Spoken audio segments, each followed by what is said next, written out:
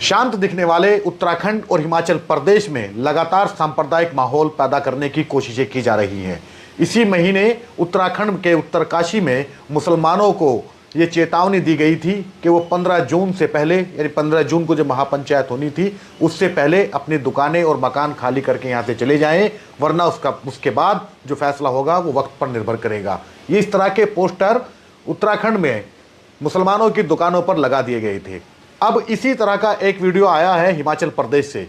ये वीडियो किस शहर का है, ये इसकी पुष्टि तो अभी नहीं हो पाई है, लेकिन इस वीडियो में आप देख सकते हैं कि हजारों की भीड़ मौजूद है और इस भीड़ में एक शख्स भाषण देते हुए कह रहा है कि 30 दिन के अंदर मुसलमान यहाँ से चले जाएं, अपने मकानों को, अपनी दुकानों को खाली कर दें, यहाँ से चले जाएं, नहीं तो उसके बाद में जो होगा उसके जिम्मेदार वो खुद होंगे।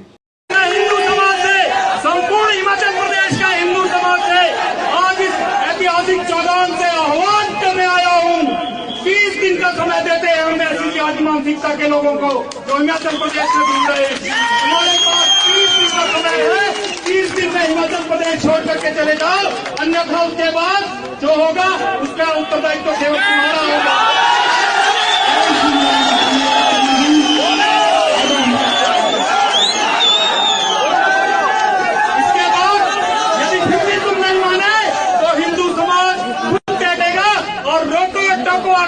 अभियान चलाएगा। ये सारी धमकियां दी जा रही हैं मुसलमानों को। पहले उत्तराखंड में दी गई, अब इसके बाद में हिमाचल प्रदेश में दी गई।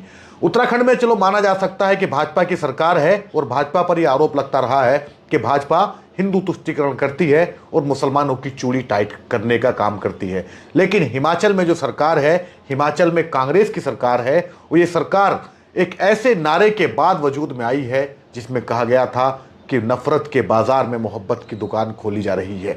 लेकिन इसके बावजूद 15 दिन से ज़्यादा से लगातार हिमाचल प्रदेश में चंबा हत्याकांड के बाद, चंबा में जो मर्डर हुआ था मनोहर नामी एक शख्स का, उसकी हत्या के बाद लगातार प्रदेश का माहौल बिगाड़ने की कोशिशें की जा रही हैं। लगातार रैलियां निकाली जा रही हैं। रैलियों में भड़काऊ बयानबाजी और मुसलमानों के खिलाफ नफरत का प्रदर्शन किया जा रहा है, लेकिन इस पर कोई भी एक्शन लेने के लिए तैयार नहीं है।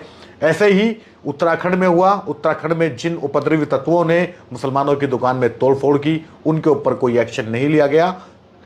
लिखा पढ़ी के लिए एफआईआर जरूर दर्ज हुई, लेकिन किसी की गिरफ्तारी नहीं हुई। इसी तरह हिमाचल प्रदेश में हो रहा है।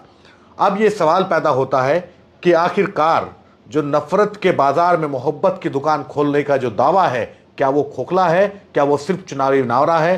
क्या वो सिर्फ भीड़ से तालियां बजवाने के लिए है? क्योंकि इसका असर जमीन पर दिखाई नहीं दे रहा है। इस घटना पर अभी तक कांग्रेस की तरफ से किसी का कोई बयान नहीं आया है। कांग्रेस के, हिमाचल प्रदेश कांग्रेस का तो इस पर बयान आया ही नहीं है। इसके अलावा माइनॉरिटी कांग्रेस या जो कांग्रेस की मेन बॉडी है, उसके भी किसी नेता ने हिमाचल प्रदेश में जिस तरह से मुसलमानों के खिलाफ भड़काऊ बयानबाजी की जा रही है, उस पर कोई बयान नहीं दिया है, कोई ट्वीट नहीं किया है। हालांकि इस घटना पर ट्वीट किया है इंडियन अमेरिकन मुस्लिम काउंसिल ने। इंडियन अमेरिकन मुस्लिम काउंसिल ने अपने ट्वीट में जो कहा है, मैं आपको पढ़ के सुनाता हूं। बड़े स्पष्ट शब्दों में इंडियन अमेरिकन मुस्लिम काउंसिल, जो भारतीय मुसलमानों का और हिंदुओं का जो अमेरिका में रहते हैं उनका एक समूह है, और वहाँ पर वो भारत के मुद्दों पर नज़र रखते हैं और भारत की जो शोषित आवाम है, शोषित वर्ग है, उसके मुद्दे को वो अमेरिका में उठाते रहे हैं और ट्वीट के माध्यम से अपना जो विरोध है वो दर्ज कराते रहे हैं। इंडियन अमेरिकन मुस्लिम काउंसिल ने ट्वीट किया है। ये ट्वीट आपकी स्क्रीन पर मैं आपको बता रहा हूं। इन्होंने क्या कहा है? मुस्लिम 30 दिन के अंदर पूरा हिमाचल प्रदेश खाली कर दें, मुसलमानों के सरेआम जान से मारने की धमकी दी जा रही है। ये कहा है इंडियन अमेरिकन मुस्लिम काउंसिल ने। इसके बाद जो उसने कहा है उसमें सवाल या निशान लगाए हैं और एक के बाद एक कई सवाल उठाए हैं भारतीय सिस्टम पर, भारतीय लोकतंत्र पर। आप सोचिए ना, आज से पहले ऐसी बातें कभी होती थी क्या? ये तो ऐसी बातें हैं जो इस देश के लिए शर्मनाक हैं। दुनिया के सबसे बड़े लोकतंत्र की यही सच्चाई है, यही है अनेकता में एकता। मुस्लिम क्या इस देश के नागरिक नहीं हैं? हिमाचल के चंद लोग गुंडागर्दी करेंगे और मुसलमान बाहर चले जाएंगे। पुलिस क्या कर रही है? नफरती भाषण के आरोप में इन गुंडों को जेल क्यों नहीं भेज रही है? राहुल गांधी जी, आपकी सरकार है हिमाचल में, कुछ तो कीजिए।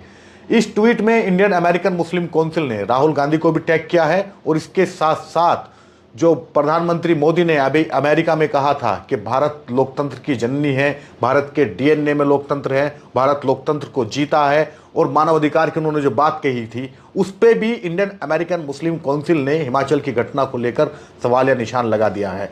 उसने कहा है कि क्या यही है विश्व का सबसे बड़ा लोकतंत्र जहां पर अल्पसंख्यकों के साथ इस तरह का व्यवहार किया जा रहा है।